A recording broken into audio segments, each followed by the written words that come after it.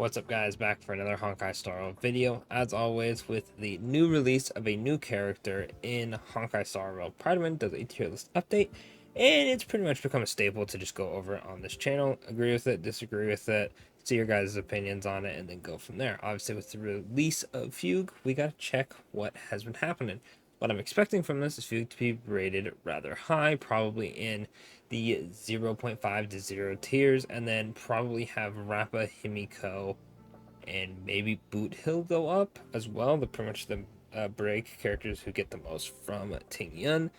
Other than that, maybe some adjustments. They're probably gonna change Bronya, Sparkle, Pela, all of them, because they just can't not go a single tier list without changing them.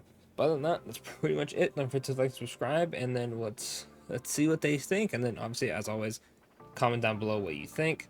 Let's jump into it. So MOC, we have Rappa going up to 0.5, okay, and then Ting Yun is in at 0.5 for Amplifier.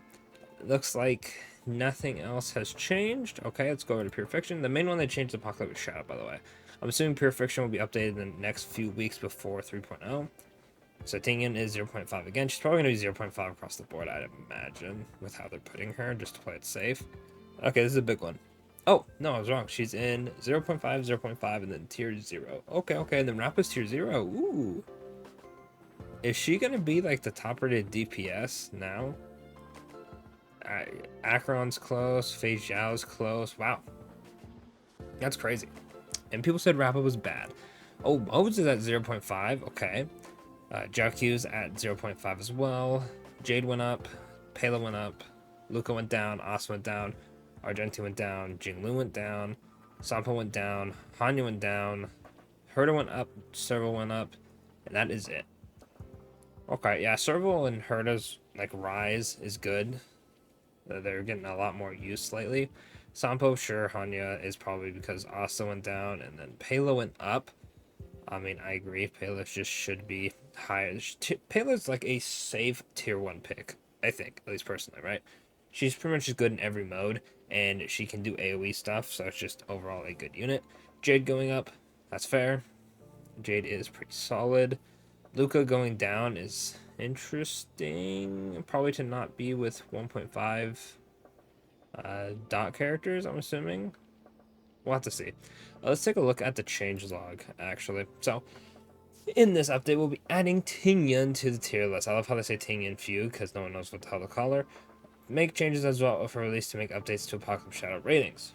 Fugue, will, like Sunday, is a character with raw power, huge potential, brand new mechanics, which all combined make placing her perfectly a challenge. Based on this, don't be surprised if after the community gets their hands on her, more players test her, discovering synergies, and we get a solid data on performance. In each mode, she sees improvements to her ratings. Probably going to be like tier 0 in almost everything, right? Pure Fiction, tier 0, Apocalyptic Shadow, tier 0, MOC. At least while it's break-oriented, tier 0. Also, as a part of Fugue's release, we'll take a look at characters she impacts most and adjust their ratings in some modes. Some changes we've made immediately, others we are waiting to see the exact results. So, HMC. Fugue and Trailblazer are on 2 super break enables, with Trailblazer having higher numbers, but Fugue having her bag of mechanically transformative tricks, aka the double break bar. Some characters in some modes prefer the higher numbers, while other modes prefer the tricks. We wait to see where the numbers lie with data before committing to placing one above the other definitively. So, this is pretty much saying like Rappa and Himeko are gonna want Fugue more, and then Firefly. I mean, you can use them with either or, right? But Firefly will take advantage of the Harmony MC more. Boot Hill is one of the biggest benefactors of Fugue. Yeah, you can get a pocket trick shot just about instantly. Rappa's gonna like it because of the boosted 1 damage from breaking more and the energy. Himiko's gonna like it because of the follow-up attacks, right? Then we have also made several popular Shadow tier list changes. Sorry for the delay. And then that's it. Okay. So, let's go over them. Zhao Q, performance continues to improve. He went from tier 1 to 0.5, by the way. Spending his placement in the FX tier of Apocalyptic Shadow. He should have always been there, in my opinion. He elevates Acheron to another level, and because of that, he deserves to sit in the same tier as her.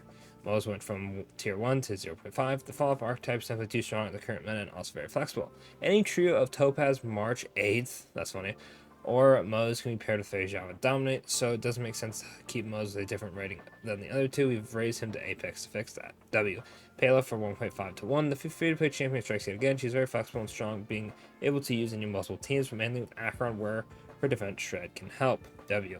Jade from 1.5 to 1. Jade is slowly beating the allegation of being a purification bot, but that's mainly because her enemy layout has changed recently in other modes, allowing her to shine. Her performance in both MOC and Apocalyptic Shadow has been improved, so we see a bright future ahead of her. Makes sense. Herda, tier 4 to tier 3, similar to Jade, the recent shift to more blast AoE focus fights in Apocalyptic Shadow improved Herda's performance. If this trend continues, things may look even brighter for our Kuru. Makes sense. More AoE stuff. Herda can shine. Several same reason as Jade and Herda. Fair enough. Jinglu from 1.5 to 2. Jinglu. What has happened to you? Sadly, what was her biggest strength on her release, great self-bust and ease of building, is now her biggest weakness, as her base low multiplier puts her damage to quite lower than other characters. Even if you invest more in her, the damage just isn't there anymore. I love Jinglu, but yeah, that's true. Argenti from 1.5 to 2. While the trio mentioned above started to thrive in recent Apocalyptic Shadow, Argenti does the opposite. Maybe the Night Beauty needs more tips and helps to find his place in the meta, but until he does, we're lowering him slightly. And then Luca is too situational, and the last 3 phases something more good for him, causing him to underperform compared to his peers in 1.5, so we're driving him to 1.5 to 2. 1.5 to 2, we have a plethora of stronger supports available to us nowadays, each with their own niche, and sadly the niche Asha occupies just isn't good enough anymore. Then we have Hanya from tier 2 to tier 3, similar to Asta. Hanya just doesn't have the spot in the current meta. And then Tampo to 2 to 3, while the Dot duo somehow managed to survive. The same can be said about Sampo, who struggles too much and can't compete with other meta characters. Wah. And I feel like these are all valid. I feel like pretty much everything is valid. Like, it just makes sense. This is like a lot of safe picks. I think what they should have done is Boot Hill should be in tier 0. Tier 0. Blah, blah, blah. I can speak English. It's been a long day. I'm tired. Boot Hill definitely deserves to be in tier 0 for MOC. High key, Boot Hill might...